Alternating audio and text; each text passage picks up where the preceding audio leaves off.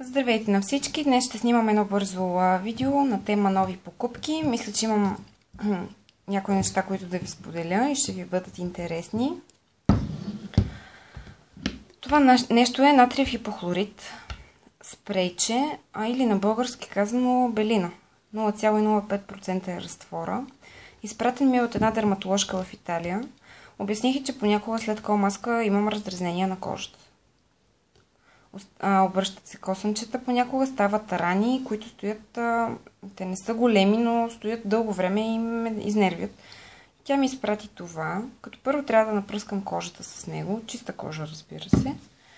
И след това, ето с този спрей, не знам какъв му е състава.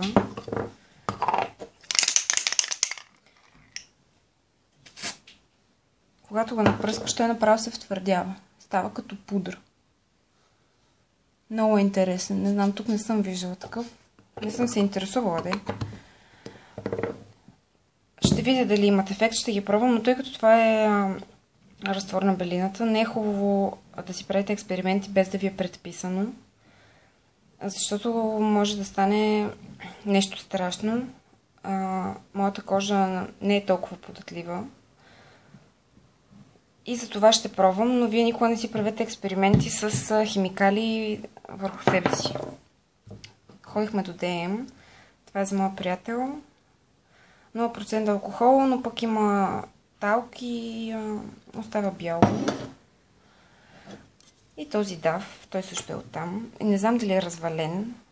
И ако някой има такива преживявания с него, нека ми сподели в коментарите. Обикновено като го използвам, го разклащам. Вчера бързах, 2 пъти съм го разклатила и когато се напръсках, все едно се бях намазала с лепило и след това с трици. Започна да се рони от мен като мазилка, то просто беше адски много талка. Беше нещо страшно. Веднага отидох и се измих, приятеля ми дойде, попитаме какво става, аз му казах, той си пръсна на ръката.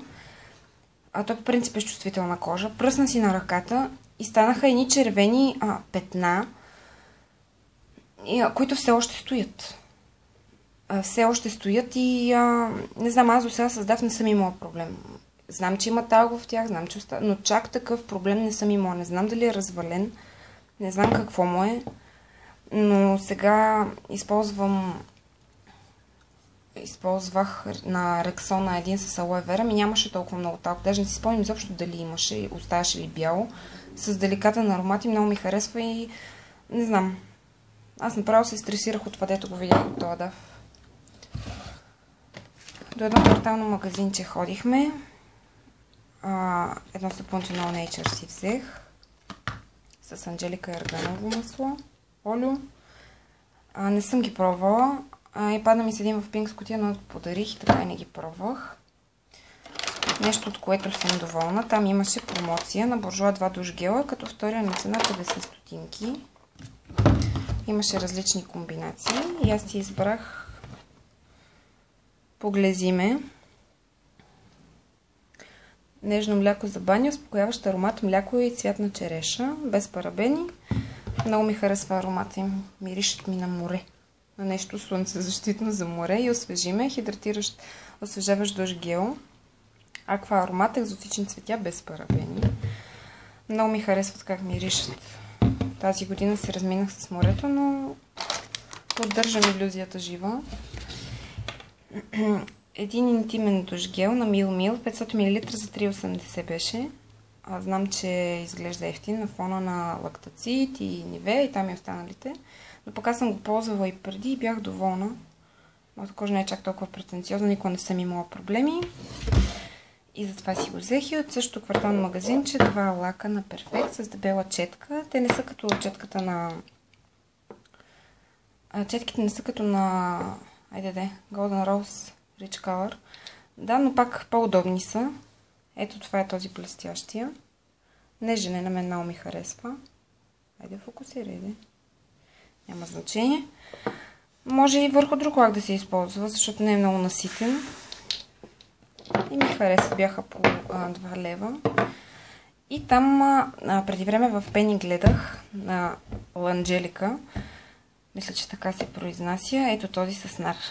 И го помирисах и ми мирише хубаво. И в кварталното магазинче имаше, но имаше само с, мисля, че алоe вера, който мирише на здравец и на нещо зелено, неприятно. Не знам, не ми хареса и ходих до Пени. Ето за този 3, колко беше? 60 или 70, нещо такова. Много ми харесва. Не е малка разфасовка. Заслужава си парите. Мирише уникално. Не знам дали ще се задържа аромата или не. Но ще го опитам. Душ гел и пяна за вана, нектар от нар. И така, заредила съм се за едно известно време. Поне душ гелове и сапуни няма да купувам. Това беше всичко от мен.